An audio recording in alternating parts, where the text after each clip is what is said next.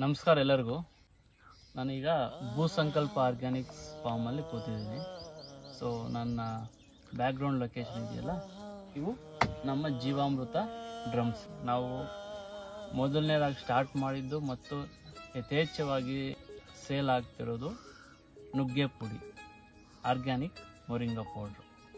ಇದನ್ನು ನಾವು ಯಾಕೆ ಅಷ್ಟೊಂದು ಪ್ರಮೋಟ್ ಮಾಡ್ತೀವಿ ಮತ್ತು ಯಾಕೆ ಜನರು ತಗೋತಿದ್ದಾರಪ್ಪ ಅಂತಂದರೆ, ಮೇಯ್ನು ನಾವು ನುಗ್ಗೆಯನ್ನು ಬೆಳೆಸೋದು ಆರ್ಗ್ಯಾನಿಕ್ಕಲ್ಲಿ. ನಾವು ಜೀವಾಮೃತ ಹಾಕ್ತೀವಿ ಮತ್ತು ಯಾವಾಗ ರೋಗ ಬಂದಾಗ ಅಗ್ನಿಯಾಸ್ತ್ರ ಬ್ರಹ್ಮಾಸ್ತ್ರ ಸ್ಪ್ರೇ ಮಾಡ್ತೀವಿ. ಅದು ಬಿಟ್ಟರೆ ಬೇರೆ ಯಾವುದೇ ರೀತಿಯಾದಂತಹ ಕೆಮಿಕಲ್ಸ್ ಆಗಲಿ, ಕೆಮಿಕಲ್ ಫರ್ಟಿಲೈಸರ್ಸ್ ಆಗಲಿ, ಪೆಸ್ಟಿಸೈಡ್ಸ್ ಆಗಲಿ ಹಾಕೋದಿಲ್ಲ. ಯಾಕೆ ಈ ನುಗ್ಗೆ ಅಷ್ಟೊಂದು ಇಂಪಾರ್ಟೆಂಟು, ನಾವು ಯಾಕೆ ಅಷ್ಟೊಂದು ಪ್ರಮೋಟ್ ಮಾಡ್ತಿದ್ದೀವಿ ಅಂತಂದರೆ, ಈ ನುಗ್ಗೆ ನಮ್ಮ ಆಯುರ್ವೇದದಲ್ಲಿ ಬ್ರಹ್ಮವೃಕ್ಷ ಅಂತಲೇ ಕರೀತಾರೆ. ಯಾಕಪ್ಪ ಅಂತಂದರೆ ಇದರಲ್ಲಿ 300 ಕಾಯಿಲೆಗಳಿಗೆ ವಾಸಿ ಮಾಡುವಂತಹ ಶಕ್ತಿ ಇದೆ. ಇದರಲ್ಲಿ 46 ಆ್ಯಂಟಿ ಆಕ್ಸಿಡೆಂಟ್ಸ್ ಇದೆ, ಎಲ್ಲ ರೀತಿಯ ವಿಟಮಿನ್ಗಳಿದೆ, ಮತ್ತು ಐರನ್ ಕಂಟೆಂಟ್ ಇದೆ, ಮತ್ತು ಕ್ಯಾಲ್ಸಿಯಂ ಕಂಟೆಂಟ್ ಇದೆ, ಮತ್ತು ಈ ರೋಗ ನಿರೋಧಕ ಶಕ್ತಿಯನ್ನು ಹೆಚ್ಚು ಮಾಡಿಸುತ್ತೆ. ಈ ವಿಟಮಿನ್ಸ್ ಅಂತ ಹೇಳಿದ್ನಲ್ಲ, ಈ ಎಲ್ಲ ರೀತಿಯ ವಿಟಮಿನ್ಸು ಇದೆ. ಈ ವಿಟಮಿನ್ ಎ ಇದೆ, ವಿಟಮಿನ್ ಇ ಇದೆ, ವಿಟಮಿನ್ ಸಿ ಇದೆ, ಮತ್ತು ವಿಟಮಿನ್ ಬಿಯಲ್ಲಿ B12ವರೆಗೂ ಎಲ್ಲ ಇದ್ದಾವೆ. ಫ್ರೀ ರ್ಯಾಡಿಕಲ್ಸ್ನ ಕಂಟ್ರೋಲ್ ಮಾಡೋ ಶಕ್ತಿ ಇದೆ, ಅಲ್ಸರ್ನ ಕಂಟ್ರೋಲ್ ಮಾಡೋ ಶಕ್ತಿ ಇದೆ, ಮತ್ತು ಕ್ಯಾನ್ಸರ್ ಬರ್ದಿರ ಕಂಟ್ರೋಲ್ ಮಾಡೋ ಶಕ್ತಿ ಇದೆ ಈ ನುಗ್ಗೆಗೆ. ಹಾಗೆ ಇನ್ನು ಹೇಳ್ತಾ ಹೋದರೆ ಮೇಯ್ನಾಗಿ ಈ ಮಾಲ್ನ್ಯೂಟ್ರಿಷನ್ನ ಟ್ರೀಟ್ ಮಾಡುತ್ತೆ. ಹಾರ್ಟ್ ಅಟ್ಯಾಕ್ ಬರ್ದಿರ ನೋಡ್ಕೊಳ್ಳೋ ಶಕ್ತಿನೂ ಇದರಲ್ಲಿದೆ. ಹಾಗೆ ಈ BP ಕಂಟ್ರೋಲ್ ಮಾಡುತ್ತೆ, ಮತ್ತು ಶುಗರ್ನ ಕಂಟ್ರೋಲ್ ಮಾಡುತ್ತೆ. ಶುಗರ್ ಸ್ಪೈಕ್ಸ್ ಆಗ್ತಿರುತ್ತಲ್ಲ, ಅದನ್ನು ಕಂಟ್ರೋಲ್ ಮಾಡುತ್ತೆ. ಮತ್ತು ಅನಿಮಿಯಾ ಡಿಸೀಸ್, ಈ ಅನಿಮಿಯಾ ಡಿಸೀಸು ಯಾಕೆ ಬರುತ್ತಪ್ಪ ಅಂತಂದರೆ ಐರನ್ ಕಂಟೆಂಟ್ ಕಮ್ಮಿ ಇರುತ್ತೆ ಬಾಡಿಯಲ್ಲಿ, ಆವಾಗ ಅನಿಮಿಯಾ ಬರುತ್ತೆ. ಈ ನುಗ್ಗೆಯಲ್ಲಿ ಬೇರೆ ಯಾವುದೇ ತರಕಾರಿ ಹೋಲಿಸ್ಕೊಂಡ್ರು ಅದಕ್ಕಿಂತ 14ರಷ್ಟು ಜಾಸ್ತಿನೇ ಐರನ್ ಕಂಟೆಂಟ್ ಇದೆ. ಮತ್ತು ಇದು ಕ್ಯಾಲ್ಸಿಯಂ ರಿಚ್. ಈ ಆರ್ಥ್ರೈಟಿಸ್ ಡಿಸೀಸ್ ಬರ್ತಾ ಇರುತ್ತೆ ಸ್ವಲ್ಪ ವಯಸ್ಸಾದವ್ರಿಗೆ, ಈ ಮೂಲೆ ನೋವು ಅದು ಇದು, ಅದಕ್ಕೆ ಇದು ರಾಮಬಾಣ ಇದೆ. ಮತ್ತು ಗ್ಯಾಸ್ಟ್ರಿಕ್ನ ಕಂಟ್ರೋಲ್ ಮಾಡುತ್ತೆ. ಮತ್ತು ನಾವು ಇಲ್ಲಿ ಭೂಸಂಕಲ್ಪ ಆರ್ಗ್ಯಾನಿಕ್ಸ್ ಫಾರ್ಮಲ್ಲಿ ನಾವು ಇದನ್ನು ಹೇಗೆ ಪ್ರೋಸೆಸ್ ಮಾಡ್ತೀವಪ್ಪ ಅಂತಂದರೆ, ನಮ್ಮ ಗಿಡಗಳಲ್ಲಿ ನಾವು PKM1 ವೆರೈಟಿ ಹಾಕಿದ್ದೀವಿ. ಇದು ನುಗ್ಗೆ ಎಲೆ ಪುಡಿ ಮಾಡೋಕ್ಕೆ ಸೂಕ್ತ. ಹಾಗೆ ನಾವು ಹೇಗೆ ಪ್ರೊಸೆಸ್ ಮಾಡ್ತೀವಪ್ಪ ಇಲ್ಲಿ ಅಂತಂದರೆ, ನಾವು ನುಗ್ಗೆ ಗಿಡನ ನಾಟಿ ಮಾಡಿದ 40 ದಿನದಲ್ಲಿ ಎಲೆಗಳನ್ನ ಕಟ್ ಮಾಡ್ತೀವಿ.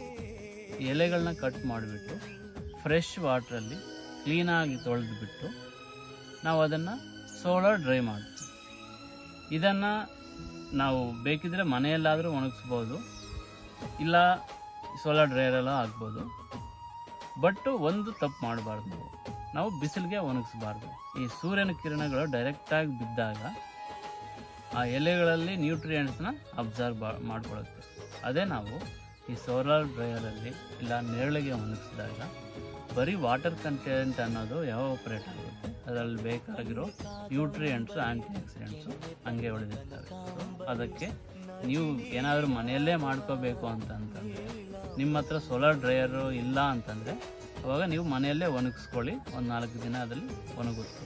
ನಾವು ಇಲ್ಲಿ ಕಮರ್ಷಿಯಲ್ ಮಾಡ್ತಾ ಇದ್ದೀವಿ, ಸೋಲಾರ್ ಡ್ರೈಯರ್ ಇಟ್ಕೊಂಡಿದ್ದೀನಿ. ಆ ಸೋಲಾರ್ ಡ್ರೈಯರಲ್ಲಿ ಈ ಎಲೆಗಳು ಮಾತ್ರ, ಈ ರೆಂಬೆಗಳಿಂದ ಎಲೆಗಳನ್ನ ತೆಗೆದುಬಿಟ್ಟು ಈ ಎಲೆಗಳು ಮಾತ್ರ ಈ ಸೋಲಾರ್ ಡ್ರೈಯರಲ್ಲಿ 3-4 ಅವರ್ಸು ಒಣಗಿಸಿದಾಗ ನಮಗೆ ಕಂಪ್ಲೀಟ್ ಡ್ರೈ ಆಗುತ್ತೆ. ಆ ಕಂಪ್ಲೀಟ್ ಡ್ರೈ ಅದನ್ನು ಎತ್ಕೊಂಡೋಗಿ ನಾವು ಪೌಡ್ರ್ ಮಾಡಿಸ್ತೀವಿ.